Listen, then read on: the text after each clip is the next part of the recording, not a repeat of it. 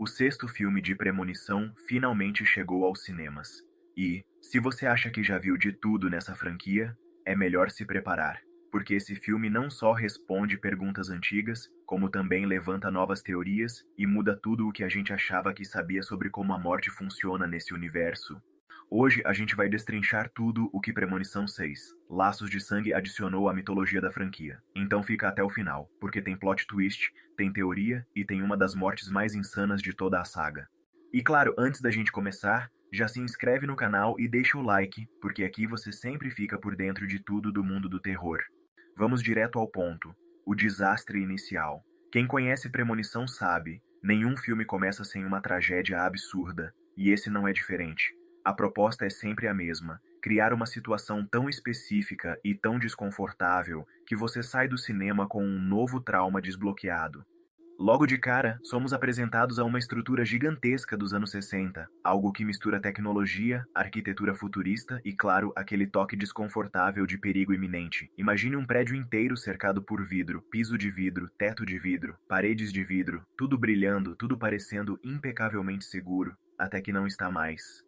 Microfissuras começam a aparecer, primeiro quase imperceptíveis, uma linha aqui, uma rachadura ali, aquele som seco, abafado, que só quem já viu vidro trincando conhece e nunca mais esquece, e o que começa como um pequeno estalo rapidamente se transforma numa reação em cadeia absolutamente incontrolável. Pessoas correndo, gritos ecoando, estruturas desabando, e o detalhe mais cruel, a forma como tudo é filmado. Não é aquele desastre grandioso visto de longe, é claustrofóbico, é próximo, é pessoal. Você sente cada estilhaço, cada trinca se formando sob os pés dos personagens. E claro, sob os seus também. E quem é que tem a visão dessa vez? Pois é, aqui já começa a primeira quebra de expectativa. Quem vê tudo acontecendo antes de realmente acontecer é Iris. E, olha, não tem como falar dessa personagem sem simplesmente aplaudir. Iris não só entrega uma das atuações mais sólidas e marcantes de toda a saga, como também redefine o que significa ser o visionário em Premonição. Ela tem presença, ela tem carisma, e mais do que isso, ela tem aquele tipo de energia que te faz ficar o filme inteiro pensando: por que diabos ela não é a protagonista? Só que aí vem a segunda grande surpresa, porque pela primeira vez na história da franquia, quem tem a visão não é quem conduz a trama principal. Isso mesmo. A verdadeira protagonista aqui é Stephanie. Mas calma, não pense que ela simplesmente surge do nada. Na verdade, Stephanie é neta de Iris, e a conexão entre as duas é muito mais profunda do que parece. O que acontece é que, anos depois do acidente que Iris conseguiu impedir, Stephanie começa a ter sonhos. Sonhos recorrentes, perturbadores, detalhados. E esses sonhos aos poucos começam a revelar que a sombra da morte não foi embora, só estava adormecida. E é exatamente aqui que a franquia dá a sua maior guinada, porque diferente dos filmes anteriores, onde a morte corria atrás dos sobreviventes daquele acidente específico, dessa vez ela vem para cobrar outra dívida, uma dívida que até agora ninguém sabia que existia. O filme joga na sua cara uma nova regra, uma revelação que sinceramente muda completamente tudo o que a gente achava que entendia. Os descendentes dos sobreviventes também estão na mira, porque segundo a própria lógica da morte, essas pessoas sequer deveriam existir, elas são, tecnicamente, erros no sistema. E essa ideia, além de absolutamente genial, também é profundamente desconfortável, porque se antes bastava sobreviver ao acidente e quebrar a lista, agora a morte mostra que ela sabe esperar. Ela não tem pressa. Pode passar 1 ano, 10, 50, não importa. O tempo não muda nada para ela. A conta sempre chega. Agora sobre a protagonista, aqui é onde o filme talvez gere sua maior divisão entre os fãs. Stephanie não chega a ser uma personagem ruim, longe disso, mas também não é o tipo de protagonista que segura a trama sozinha. Ela cumpre seu papel. Ela move a história, mas, sinceramente, ela some diante de personagens muito mais interessantes que vão surgindo ao longo do caminho. E é impossível falar disso sem citar Eric, o neto mais velho de Iris, e sem sombra de dúvidas, o verdadeiro dono do filme. Eric é aquele personagem que logo na primeira cena você já sabe, esse cara vai roubar o filme inteiro. Com seu humor sarcástico, aquele jeito meio debochado, meio desligado, e uma capacidade absurda de transformar qualquer diálogo simples em algo divertido, Eric rapidamente se torna o favorito de quem assiste. E não só pela personalidade, mas também pelo que ele representa dentro da história. No começo, tudo leva a crer que ele será a primeira vítima, inclusive o trailer basicamente entrega isso. E aí, vem mais um plot twist, um daqueles que você não vê chegando. Eric é adotado. Simples assim, ele não estava na lista, nunca esteve. E aquilo que parecia uma morte certa, era só um baita bait para te enganar. Só que claro, a morte não perdoa. Quem assume o lugar dele na fila é sua irmã, Júlia, que acaba esmagada dentro de um caminhão de lixo. Júlia, aliás, apesar de ter pouco tempo de tela, entrega tudo no pouco que aparece. Mas quem segura o filme até o fim é Eric, e é dele que surge a ideia de tentar parar a morte ao matar o Bob e trazê-lo de volta à vida. E é nesse momento que a gente chega talvez na cena mais emblemática desse filme, e arrisco dizer, uma das melhores de toda a franquia, a morte da ressonância magnética. Sabe aquele medo irracional que a gente nem sabia que tinha, até o cinema esfregar na nossa cara? Pois é, a saga Premonição sempre foi mestre em transformar situações comuns do nosso dia a dia em pesadelos cinematográficos. Foi assim na cirurgia da Olivia, lá no quinto filme, onde o simples ato de fazer uma correção nos olhos virou uma tortura psicológica. Foi assim também na famigerada câmara de bronzeamento das Ashleys, que traumatizou uma geração inteira. E aqui eles fazem isso de novo, talvez até melhor. O contexto dessa cena é no mínimo insano. Depois de todas as descobertas, e desesperados para tentar quebrar a lista da morte, o Eric e o Bob tomam uma decisão completamente absurda e genial. Eles acreditam que se o Bob morrer de forma controlada e for trazido de volta à vida, isso poderia burlar a ordem da morte. É aquele raciocínio meio torto, meio desesperado, que só quem está lutando contra forças sobrenaturais é capaz de ter. E aí vem um detalhe que até então parecia irrelevante, mas que vira a peça-chave. O Bob tem alergia severa à pasta de amendoim.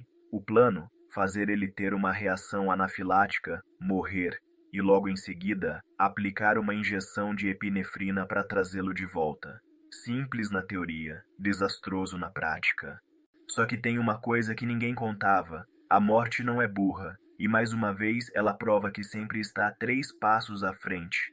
Enquanto eles estão ali, no laboratório improvisado, a máquina de ressonância magnética, que vale lembrar, nunca deveria estar ligada naquele momento, simplesmente ativa sozinha.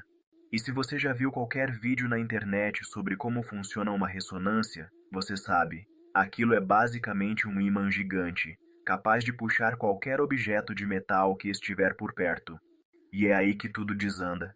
O Eric, que até então era aquele personagem todo estiloso, cheio de piercings, começa a perceber que ser estiloso pode custar caro. E, olha, não é exagero dizer que ele tinha piercing em praticamente todo lugar. E quando eu digo todo lugar, é todo lugar mesmo. O primeiro sinal vem com um pequeno tilintar. Um dos piercings começa a vibrar, depois outro, e outro, até que, num estalo, todos são puxados de uma vez, com uma força absurda. O Eric é arrastado em direção à máquina, mas não é só isso. Uma cadeira de rodas, que estava encostada no canto, esquecida, também é sugada violentamente. E ela não só atinge o Eric, como o prensa contra o corpo da máquina, esmagando ele de uma forma que sinceramente você não consegue nem descrever. É grotesco, é visceral, é premonição no seu auge. E como se não bastasse, o Bob, que já estava no chão, lutando para respirar por conta da reação alérgica, acaba sendo vítima do golpe final. Uma mola gigantesca, que fazia parte de um dos equipamentos da sala, também é sugada pelo campo magnético e voa em alta velocidade, cravando-se diretamente no crânio dele. É rápido, seco, brutal. Essa sequência, com toda certeza, já está automaticamente no top 5 das mortes mais memoráveis de toda a saga, porque ela tem tudo o que faz premonição ser premonição: tensão crescente, detalhes que parecem insignificantes se conectando no final, e aquele choque inevitável que te faz arregalar os olhos no cinema. Mas o mais louco é que essa ideia de tentar burlar a morte, por mais absurda que pareça, não saiu do nada. Ela só surge porque, antes disso, os personagens descobriram um segredo escondido no passado da própria Iris. Acontece que, anos antes dos eventos desse filme, A Iris já sabia que a morte não tinha terminado seu trabalho. Ela sabia que, em algum momento, isso voltaria para assombrar sua família. E para tentar se antecipar, ela começou a anotar tudo. Criou um verdadeiro diário da morte. Uma coletânea de pistas, padrões, possíveis formas de quebrar o ciclo, e no meio dessas anotações, um nome chama a atenção: William Bloodworth, o nosso eterno agente funerário, interpretado, mais uma vez, de forma magistral, por Tony Todd, aquele personagem que, em todo o filme, aparece para jogar uma informação crucial e desaparecer, deixando mais perguntas do que respostas. E é justamente ele que traz a revelação que muda tudo sobre como a morte funciona nesse universo. Diferente dos outros filmes, aqui o William não aparece tão misterioso assim. Na real, a presença dele entrega várias respostas e pistas. E agora tudo faz sentido. O motivo dele sempre estar por perto nos filmes anteriores é porque... Tcharam! Ele foi um dos sobreviventes da visão da Iris. Na verdade, o último sobrevivente. Lá no comecinho do filme, ele aparece como um garotinho que a Iris tenta proteger na visão. E sim, a história dele finalmente foi revelada. Agora a gente entende porque ele tá sempre rondando a galera. Sabendo que não ia morrer antes da Iris, ele simplesmente dedicou a vida inteira a trabalhar no necrotério, meio que ajudando outros visionários, jogando umas pistas, quase como se fosse um mensageiro da própria morte. E olha, a relação dele com a Iris é muito mais profunda do que imaginávamos. Ela inclusive construiu uma cabana isolada toda pensada para proteger os dois da morte. E não é só isso. O filme mostra que ele ajudou ela em tudo, desde construir essa cabana fortaleza até levar remédios, cuidar da saúde dela, fazer exames. Cara, dá até uma vontadezinha de ter visto mais dessa parceria entre eles, porque é simplesmente incrível. Mas aí vem a parte triste. O ator Tony Todd faleceu poucos meses antes do lançamento do filme. Durante as gravações, ele já estava bem debilitado, já sabia da condição de saúde. E sabe aquela cena de despedida dele? Então, não estava nem no roteiro. Foi ideia dele. E sério, é uma das coisas mais emocionantes de todo o filme. Na sua última fala, William Bloodworth encerra a franquia deixando aquele soco no estômago. Aproveitem a vida, porque ela é o nosso bem mais precioso. Nessa hora eu simplesmente surtei. Que homenagem perfeita pro ator. De arrepiar de verdade. E para fechar com chave de ouro, o Bloodworth ainda solta uma baita revelação que basicamente desencadeia todas as mortes desse filme. Ele confirma que a única forma de enganar a morte é roubando o tempo de outra pessoa, ou então parando o coração de alguém e depois ressuscitando, que é exatamente o que o Eric e o Bob tentam fazer. E não para por aí, ele também solta que a única sobrevivente real de uma premonição até hoje é a Kimberly, do segundo filme. Só que segura aí, porque daqui a pouco eu te conto como não só a Kimberly, mas a Wendy também pode estar viva. Então já deixa o like e bora seguir no vídeo para entender esse rolê todo. Aí beleza. Depois da morte do Bob e do Eric, detalhe. O Eric só morre porque tenta salvar o Bob, ele nem tava na lista. Os próximos alvos são a mãe da Stephanie, a própria Stephanie e o irmão dela, o Charlie. E é aí que o filme começa a ficar meio estranho, para não dizer doido. Eles decidem se refugiar na cabana da Iris, aquela mesma fortaleza anti-morte. Só que, gente, que lugar bizarro. É cheio de estacas pontiagudas, uns buracos esquisitos, tem até um lago no meio. Sério, se você tá na lista da morte, esse definitivamente é o último lugar onde você deveria estar. Mas pensando bem, esse sempre foi o plano da Iris. Ela sabia que presa ali, ninguém se arriscaria a chegar perto. Só que, né, escolhas foram feitas. Se fossem espertos, a Stephanie e o Charlie teriam entrado primeiro, deixado a mãe pra fora e pronto, estariam salvos. Cruel? Sim. Inteligente? Também. Mas claro que não é isso que acontece. A Stephanie simplesmente entra de carro na cabana. Isso mesmo, de carro. E adivinha? Causa um acidente. Ela acaba se afogando no lago, a mãe dela é esmagada e o Charlie tenta salvar a irmã do afogamento. Claríssima referência ao segundo filme, tá? Inclusive palmas pra quem pegou. E sim, a Stephanie chega a morrer, mas o Charlie consegue ressuscitá-la. Ufa, ou quase. Porque meses depois, na formatura do Charlie, vem a notícia bombástica. Na real, o coração da Stephanie nunca parou. Ela não morreu de verdade, só ficou inconsciente por alguns minutos. E é bem nessa hora que, puf, um trem desgovernado surge do nada para atropelar geral. Eles até tentam fugir, correm, escapam do trem, mas não das toras de madeira que ele carregava. Resultado: os três são esmagados. E sim, mais uma referência direta ao acidente inicial do segundo filme. Mas calma, antes de entrar nas teorias e finalmente provar pra vocês que a Wendy tá viva, bora falar rapidinho o que eu achei desse filme. Primeiro, um grande destaque vai para o CGI que tá muito bom. As cenas de morte estão super bem feitas, principalmente a da máquina de ressonância magnética. É simplesmente de arrepiar. Os atores também estão ótimos nos seus papéis e são bem carismáticos. Até a Stephanie, que muita gente pode achar que não faz muita coisa no filme, mas na verdade ela não consegue fazer mais justamente porque ela não é a visionária original.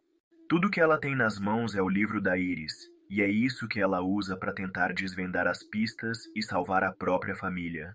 Aliás, a relação entre a família é muito bem construída e acaba sendo um ponto super positivo. A gente entende perfeitamente o motivo de eles quererem tanto se proteger. É diferente daquela dinâmica dos filmes anteriores, em que eram basicamente desconhecidos tentando fugir da morte. Esse laço de sangue realmente faz diferença aqui. Agora, bora falar dos pontos negativos porque sim, tem. E o maior deles, sem dúvida, é o livro. Mano, esse livro tinha tudo pra ser o grande guia da franquia, cheio de respostas, revelações. Afinal, a Iris passou anos escrevendo ele, pesquisando, anotando, tentando entender como a morte funciona, como as próximas mortes iriam acontecer. Mas no final ele fica meio jogado, sabe? Ele não entrega nem metade do que a gente esperava. E pra piorar, o filme também não explica por que as premonições acontecem. Por que existem visionários? Qual é a origem disso tudo? A única coisa que é citada, e muito superficialmente, diga-se de passagem, é sobre uma tal de segunda entidade. O destino seria como se fosse uma força contrária à morte, ajudando os visionários. Mas cara, é tão raso, tão jogado, que mais parece um easter egg do que uma explicação de verdade. Pô, na minha cabeça, desde o momento em que a gente descobre que ele é adotado e vê que ele começa a roubar o protagonismo do filme, eu jurava que ele ia sobreviver. Fazia todo sentido. Imagina, ele perde toda a família, fica com o livro da Iris nas mãos e a partir daí poderia virar o protagonista de um sétimo filme, ajudando outras pessoas a fugirem da morte, talvez até encontrando a Kimberly. E detalhe importantíssimo, o Eric não estava na lista. Ou seja, ele poderia segurar um novo filme de maneira sensacional. Mas não. Mesmo fora da lista, o personagem foi lá e morreu. Sobre a morte dos irmãos no final. É justa, faz sentido, é coerente. Mas sinceramente, eu acho que faltou desenvolver melhor a protagonista. Porque vamos ser honestos, a gente acaba se apegando mais a Iris e ao Eric do que a própria Stephanie. E isso pesa quando chega no final, porque a gente não tá exatamente torcendo por ela com aquele apego que deveria. Mas, apesar desses pontos, o sexto filme de Premonição é simplesmente excelente. Sucesso de bilheteria, de crítica e de público. Tá sendo muito elogiado, tanto pelos efeitos especiais quanto pela atuação do elenco e, claro, pela homenagem maravilhosa ao Tony Todd. E olha, isso me faz acreditar que o sétimo filme já é praticamente uma realidade. E aí, o que esperar desse sétimo filme? Bora pras teorias.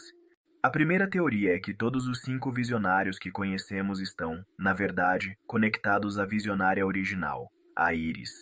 Todos eles podem ser descendentes de sobreviventes daquele primeiro desastre lá na torre, aquele que nem deveria ter acontecido. E é por isso que eles acabam tendo essas visões e desencadeando todos os eventos dos filmes. E se isso for verdade, faz todo sentido que a única sobrevivente até aqui seja a Kimberly, que teve o coração parado e foi ressuscitada. Só que eu tenho uma outra teoria que sinceramente me empolga muito mais. Todo mundo sabe que o final do terceiro filme é aberto. A Wendy tem aquela segunda premonição em que a irmã dela, Julie, e o amigo Kevin morrem. Só que no final, ela tá ali, na linha do trem, e o trem vem pra matar ela. E adivinha, a gente nunca vê o corpo da Wendy, e se não tem corpo, meus amigos, não tem morte. Ai, mas o Bloodworth disse que a única sobrevivente é a Kimberly. Beleza, mas para pra pensar comigo, Como é que o Bloodworth saberia da morte da Wendy se ele nunca conheceu ela?